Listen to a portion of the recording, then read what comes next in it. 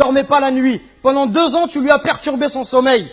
Quand tes parents, à 4 heures du matin, ils sont levés pour aller travailler, pour t'acheter des vêtements. Quand lorsque tu es malade, ta mère, elle trouve pas le sommeil. Même quand tu as 30 ou 40 ans, si tu rentres à 1 heure du matin, ta mère, elle t'attend encore pour demander de tes nouvelles ou pour te préparer à manger. Qui va se comporter avec toi si c'est pas ta mère et ton père? Qui va se comporter comme ça avec toi? Et nous, on est gentils avec nos copains. À n'importe quelle heure, on répond à l'appel de nos amis qui nous demandent de l'aide, on les aide. Mais est-ce qu'on aide nos parents? Est-ce qu'on est à leur écoute? Est-ce qu'on leur donne du temps? Est-ce qu'on leur montre du respect?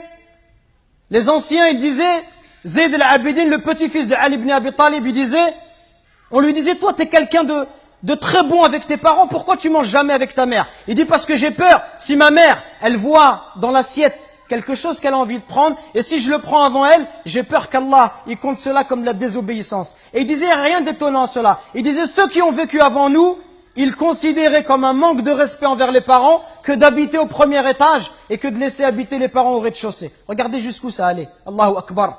Le simple fait d'être au-dessus de sa mère, au premier étage de sa mère, au rez-de-chaussée, ils considéraient ça comme un manque de respect. Et d'autres chez les Sahaba, ils disaient, quand il y avait un scorpion qui est rentré dans un trou, il a mis sa main et il s'est fait piquer. On lui dit, pourquoi tu mets ta main alors qu'il y a un scorpion? Il dit, parce que j'ai peur que ce scorpion il sorte et qu'il ne pique ma mère. Regardez le respect. Et regardez aujourd'hui l'attitude des enfants envers les parents. Regardez ne serait-ce que le regard, les yeux.